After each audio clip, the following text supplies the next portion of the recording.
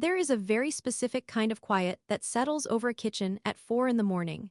It is a sacred, flour-dusted silence, broken only by the rhythmic hum of the commercial refrigerators and the gentle, metallic scraping of a whisk against a stainless steel bowl. For as long as I can remember, this has been my sanctuary. I am 32 years old, and baking is not just my profession, it is the very language I use to communicate with the world. Where some people write poetry or compose music, I laminate dough. I temper chocolate. I balance the bitter, earthy notes of dark cocoa with the bright, sharp acidity of a perfectly reduced raspberry coulis. My name is Clara. For the past decade, I have worked my way up the grueling, burn-scarred ladder of the culinary world, starting as a dishwasher in a cramped downtown diner, moving to a prep cook, and eventually becoming the head pastry chef at a prestigious downtown hotel. But my ultimate dream, the fire that kept me going through 14-hour shifts and aching feet, was always to open my own place, a bakery that reflected my soul. I had the name picked out since I was 20, the Gilded Crumb. My husband, Leo, is my biggest supporter. He is an architect, a gentle soul with a keen eye for structure, which makes him appreciate the meticulous architecture of my pastries. Leo is perfect.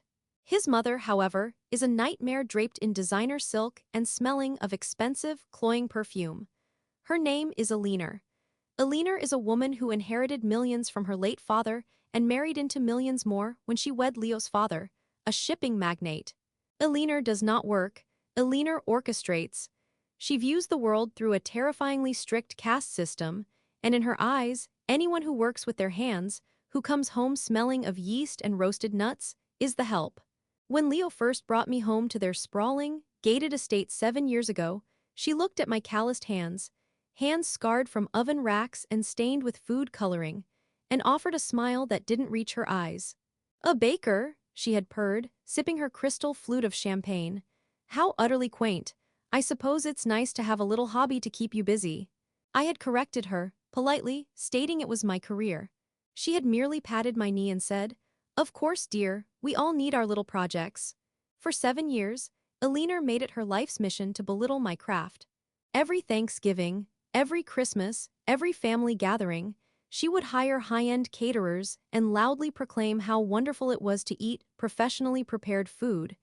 If I brought a dessert, often desserts that took me 3 days to conceptualize, bake, and assemble, she would take one microscopic bite, purse her lips, and say something like, "MMM.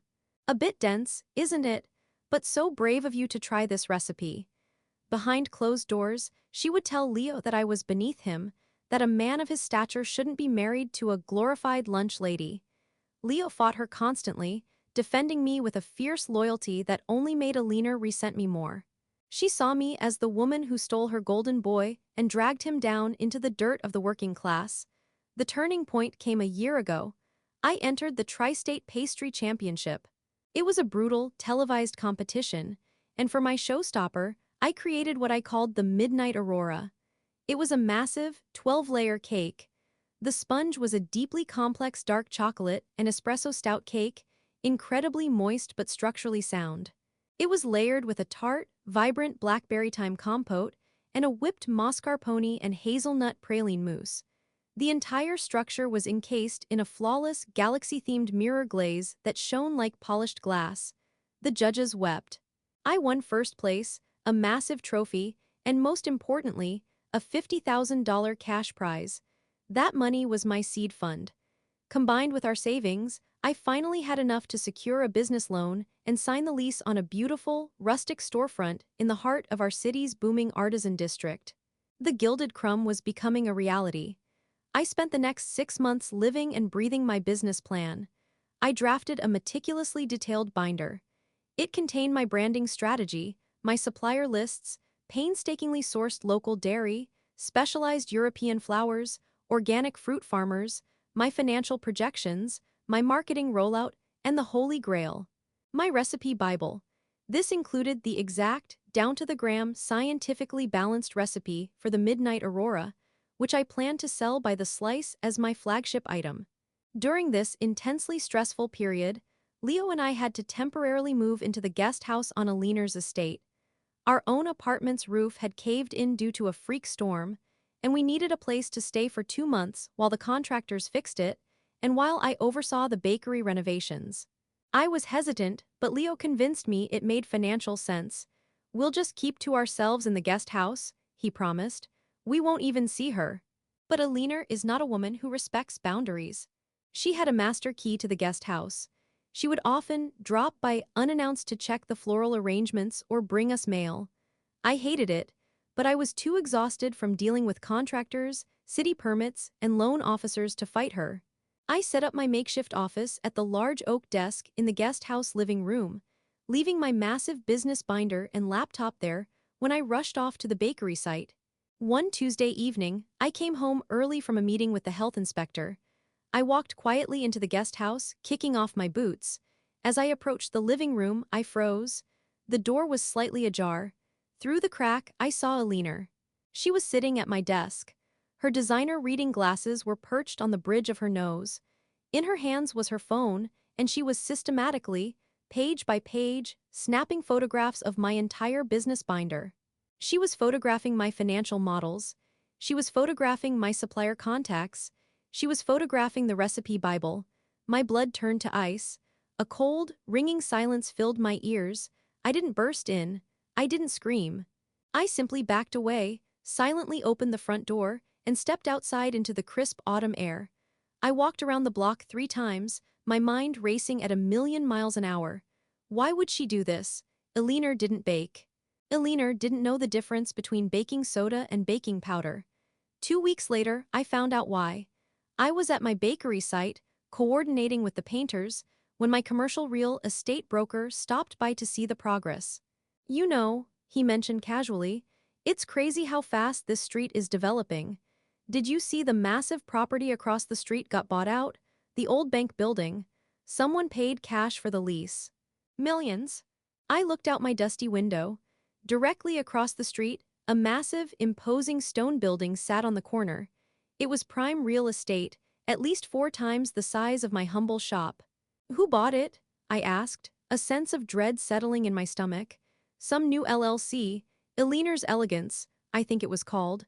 They're putting in a high-end luxury patisserie, trying to make it the biggest in the city." The realization hit me with the force of a physical blow. She wasn't just stealing my recipes. She was trying to completely annihilate me. She was going to use her husband's bottomless checkbook to open a massive, lavish bakery directly across the street from mine, using my exact business plan, my exact suppliers, and my exact award-winning recipes to run me into the ground before I even had a chance to start. She wanted to prove, once and for all, that I was a failure, that my dreams were pathetic, and that she held the power to crush my life's work as easily as she might swat a fly. I went back to the guest house that night. Leo was asleep. I sat at my desk and looked at my binder. It had been placed back precisely where I had left it. I felt a profound, burning rage. It was a righteous, quiet fury. She thought I was stupid. She thought I was just some uneducated flour sifter who wouldn't notice a predator in her own home. I could have confronted her. I could have told Leo, and a massive family blowout would have ensued. But Alina would just deny it. She would play the victim. She would say she was just looking out of curiosity, and that her bakery across the street was just a fun coincidence. I knew her playbook. No, a confrontation wouldn't work. I needed something definitive. I needed her to hang herself with her own rope. I remembered a quote I had read once: "Never interrupt your enemy when they are making a mistake." Alina thought she had the master key to my success. But baking is not just following a list of ingredients. Baking is chemistry. It is a delicate, unforgiving science where a single grammatical error in the language of physics can result in total structural failure. The next day, I went to a local print shop. I bought the exact same paper, the exact same tab dividers, and the exact same binder as my original. I spent the next 12 hours crafting a masterpiece of sabotage. I created version 2 of my business plan. For the supplier list, I swapped the contacts. I listed terrible, cheap wholesale distributors under the names of my premium local farmers. For the marketing plan, I completely altered the demographic targets, pushing for an advertising strategy that would alienate the local hipster artisan crowd and instead appeal to a sterile, corporate audience that didn't exist in our neighborhood. But the piece de resistance was the recipe Bible. I rewrote the recipe for the Midnight Aurora cake. To the untrained eye, to someone like Alina who only saw words on a page, it looked identical. The ingredients sounded luxurious. The steps seemed complex. But chemically, it was a ticking time bomb. In a multi-layer cake as heavy as the Aurora, structural integrity is everything. The hazelnut mascarpone mousse relies on a very specific ratio of gelatin and cocoa butter to remain stable at room temperature. In the fake recipe, I entirely removed the gelatin and halved the cocoa butter, replacing it with heavy cream. I knew what this would do. It would taste fine straight out of a blast chiller, but the moment it sat at room temperature for more than 20 minutes, the mousse would lose its emulsion. It would turn back into a liquid. For the sponge cake, I changed the leavening agents. I swapped the baking powder for baking soda without adding an acid to activate it, meaning the cake would not rise properly. Furthermore, I altered the baking instructions. The real cake bakes at 325 degrees F for 45 minutes to ensure an even, slow bake. The fake recipe confidently instructed the baker to bake it at 400 degrees F for 25 minutes. This is a classic recipe for disaster. At that heat, the outside of the cake will rapidly brown and look perfectly done, while the inside remains completely raw, dense, and structurally incapable of holding the weight of 12 layers. Finally, the mirror glaze.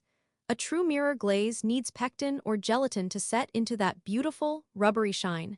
I removed the stabilizing agent and increased the corn syrup. The result would look shiny for a few minutes before slowly sliding completely off the cake in a sticky, transparent mess. I printed this poison chalice of a document, slipped it into the fake binder, and took my real binder to a secure locker at my bakery site. I left the fake binder on the desk in the guest house. Over the next 3 weeks, I set a trap. I installed a tiny, discreet nanny cam disguised as a USB wall charger pointing directly at the desk. 2 days later, my phone pinged with a motion alert. I watched in cold, HD clarity as Alina sneaked into the guest house, her eyes gleaming with malice, and meticulously photographed every single page of the sabotaged binder. She even took notes. When she was done, she smoothed her skirt, smiled a terrifying, self-satisfied smile, and walked out. I smiled back at the screen. The game was on. Shortly after, Leo and I moved out of the guest house and into a beautiful loft near my bakery. Alina barely said goodbye. She was too busy. The next 4 months were a blur of intense labor. While I painstakingly restored the original brickwork of my shop, sanded the hardwood floors, and installed my ovens, I watched the Goliath across the street take shape. Alina spared absolutely no expense. Her bakery, which she officially named L'Imperatrice, the Empress, looked like a French palace. She imported marble from Italy for the countertops. She installed massive, floor-to-ceiling glass display windows. She hired a team of 15 bakers, poaching a few from high-end corporate bakeries in the city. She also launched a massive marketing campaign. Billboards went up. Full-page ads in the city's premier lifestyle magazines appeared. Her entire angle was elevated elegance, subtly throwing shade at smaller, rustic bakeries. The centerpiece of her advertising was a cake she called the crown jewel. The description was sickeningly familiar. A dark chocolate espresso stout cake with blackberry thyme compote and hazelnut mascarpone mousse, covered in a mirror glaze. She was advertising my cake. Then came the final insult. A week before my scheduled opening, Alina announced her grand opening. She had timed it perfectly to steal all the thunder, scheduling her launch exactly 7 days before mine. Leo was furious when he saw the ads. "She's copying you," he yelled, pacing our living room. "The compote, the mousse, that's your Aurora cake. I'm calling her right now. I'm calling my lawyer." "Leo, stop," I said, putting a hand on his chest. I looked him dead in the eye. "Let her open, trust me. Clara, she's trying to ruin you." "I know," I said softly. "But she's not going to, I promise you, Leo, just trust me." The day of Alina's grand opening arrived. It was a beautiful, unseasonably warm Saturday in late May. The sun was beating down on the pavement. I sat on a stool inside the darkened, quiet interior of the Gilded Crumb, sipping a cup of black coffee, watching the spectacle unfold across the street through my front window. Leo stood behind me, his hands resting tensely on my shoulders. Alina had turned the street into a circus. She had hired a brass band. There was a red carpet leading up to the marble steps of El Imperatrice. A velvet rope held back a crowd of several hundred people, drawn by the promise of free champagne and the aggressive marketing campaign. But the real VIPs were inside. Alina had called in every favor her husband's money could buy. The mayor was there. 3 of the city's most ruthless food critics, the kind who could make or break a restaurant with a single tweet, were standing near the front. The local morning news crew from Channel 7 had a camera set up right in the middle of the shop, doing a live remote broadcast for their weekend lifestyle segment. Alina was in her element. She wore a tailored white suit that looked completely absurd for a bakery setting. She strutted around the shop, air-kissing the critics, laughing loudly with the mayor, and posing for the cameras. In the center of her massive front window, directly beneath a battery of incredibly hot, high-wattage display lights, stood the centerpieces of her triumph. 5 massive, 12-layer crown jewel cakes displayed on elevated, rotating crystal cake stands. They looked magnificent at first glance. The dark mirror glaze caught the bright lights. They stood tall and proud, but I knew the chemistry. I knew what was happening on a molecular level. The cakes had likely been assembled in a walk-in blast chiller. The extreme cold had temporarily solidified the heavy cream in the mousse, giving the illusion of stability. The dark chocolate frosting disguised the underbaked, raw sponge. But now, they were sitting in a sun-drenched window, under hot display lights on a warm May morning. I checked my watch. 9:15 a.m. The live news broadcast was scheduled for 9:30. At 9:20, I noticed the first sign. The mirror glaze on the center cake. Without the pectin to bind it, the heat was causing the sugars to separate. It stopped looking like a mirror and started looking like a wet, sweaty plastic bag. A single, thick droplet of dark brown syrup slid down the side of the cake and plopped onto the pristine white lace doily beneath it. "Look," I whispered to Leo, pointing. Across the street, the news anchor, a perky woman named Sarah, was getting mic'd up. She was standing right next to the display window, with Alina hovering proudly beside her. The camera operator was framing the shot, making sure the giant cakes were in the background. At 9:25, the structural integrity of the raw sponge began to fail. Without the proper leavening, the sponge was incredibly dense, and because it was baked at 400 degrees for only 25 minutes, the center was essentially raw batter. The weight of 12 layers of this dense, wet dough was pressing down relentlessly on the mousse. And the mousse? Oh, the mousse. Without gelatin, the heavy cream was breaking. The heat from the lights was melting the fat. The emulsion was dying. At 9:28, the cake on the far left gave a visible shudder. It leaned slightly, perhaps 5 degrees to the right. A massive bulge appeared in the center of the cake as the liquefied mascarpone mousse tried to escape the crushing pressure of the raw sponge. Inside the shop, no one noticed. Alina was too busy looking at the camera monitor, checking her hair. The critics were sipping champagne. At exactly 9:30 a.m., the red light on the Channel 7 camera flipped on. They were live. "Good morning, City," Sarah chirped brightly, holding her microphone. "We are coming to you live from the highly anticipated grand opening of El Imperatrice, the stunning new luxury patisserie in the Artisan District. I'm here with the owner, Alina." As Sarah spoke, I watched the center cake. The bulge in the middle ruptured. A thick, off-white river of liquid mascarpone and heavy cream burst through the chocolate exterior, oozing down the side of the cake like a slow-motion volcanic eruption. "And Alina, I have to say, this place is absolutely breathtaking," Sarah continued, oblivious to the culinary disaster unfolding 18 inches behind her head. "And these cakes, the crown jewel, I believe. They look like works of art." "Thank you, Sarah," Alina said, practically purring. "Yes, we spent months perfecting the recipe. It is a triumph of culinary engineering. Only the finest ingredients, balanced perfectly to create a symphony of texture and flavor that you simply cannot find anywhere else. It requires a masterful touch." As the word masterful left Alina's lips, physics enacted its final revenge. The liquefied mousse in the center cake completely gave way. With a sickening, wet schlock sound that was picked up perfectly by Sarah's boom mic, the top 6 layers of the center cake violently slid off the bottom 6 layers. The raw, underbaked center of the sponge was exposed to the world, a gooey, wet, dark brown sludge. The top half of the cake hit the crystal stand, shattering the illusion of the mirror glaze, which splattered in a wide, sticky radius, coating the pristine glass of the window display. Sarah jumped, shrieking live on air, as a glob of wet, raw chocolate batter hit the sleeve of her yellow blazer. Eleanor whipped around. The blood drained from her face so fast she looked like a ghost. Her jaw dropped. But the catastrophe was a chain reaction. The vibrations from the first cake collapsing, combined with the relentless heat, triggered the others. The cake on the left, already leaning, completely folded in on itself. The raw sponge lacked the tensile strength to hold up. It imploded, collapsing into a sad squat puddle of soupy cream, raw dough, and sticky syrup. The 3 remaining cakes followed suit within seconds. It was a spectacular, synchronized collapse. They didn't just fall, they melted. They disintegrated into disgusting, lumpy, gray-brown puddles of unemulsified fat and raw batter. It looked as if a mudslide had occurred inside a bakery case. The silence inside L'Imperatrice was deafening. The brass band outside had stopped playing.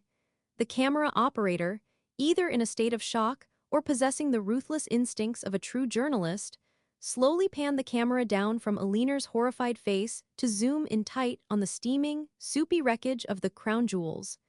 The high-definition broadcast captured every horrific detail. The separated fats pooling around the raw dough, the sticky syrup dripping off the edges of the crystal stands. Oh my," Sarah stammered on live television, frantically trying to wipe the batter off her blazer. It appears the cakes have melted." One of the food critics, a notoriously harsh man named Thomas, stepped forward. He looked at the wreckage. He didn't even bother to taste it. He looked at the raw, wet dough exposed in the center. He looked at Eleanor. "Did you bake this at 400 degrees for 20 minutes? Thomas asked, his voice echoing in the dead quiet of the shop. "The center is raw batter, and the mousse has entirely broken. There's no stabilizer." "This isn't a cake, madam. This is a puddle of expensive dairy." Eleanor opened her mouth, but no sound came out. She looked at the cakes, then at the camera, then at the crowd outside pointing and laughing. The facade was shattered. The Empress had no clothes and her cakes had no structure. "Cut the feed," Eleanor finally screeched, waving her hands frantically at the camera. "Cut it! Get out, all of you get out." I sat in my dark, quiet shop across the street, took a slow sip of my coffee, and smiled. Beside me, Leo was staring out the window, his eyes wide. He slowly turned to look at me, a mixture of awe, terror, and profound respect on his face. "Clara," he whispered. "What did you do?" "I gave her exactly what she stole," I said softly. The aftermath was brutal and swift. The live broadcast clip went viral locally within an hour. Twitter had a field day. Memes of Eleanor's horrified face juxtaposed with the melting cakes flooded the internet. The food critics didn't even write full reviews, they just wrote satirical obituaries for the crown jewel. Thomas tweeted, "L'Imperatrice promises elevated elegance but delivers hot, raw soup. Save your money." Eleanor locked the doors of her bakery at noon that day. She didn't reopen on Sunday or Monday. The city health inspector, tipped off by the footage of raw batter being served, paid a visit on Tuesday and temporarily suspended her license, pending an investigation into her kitchen's food safety protocols regarding raw eggs in underbaked goods. My opening was exactly 1 week later. I didn't have a brass band, I didn't have a red carpet, but I did have a sign in my window that read, "Home of the award-winning Midnight Aurora Cake, baked fully through." When I unlocked the doors of the Gilded Crumb at 7 a.m., there was a line stretching down the block and wrapping around the corner. People had seen the news, they knew the drama, and they wanted the real thing. The smell of browned butter, toasted hazelnuts, and properly leavened, slow-baked espresso stout cake drifted out onto the street. The first customer walked in, took a deep breath, and smiled. By noon, we were completely sold out.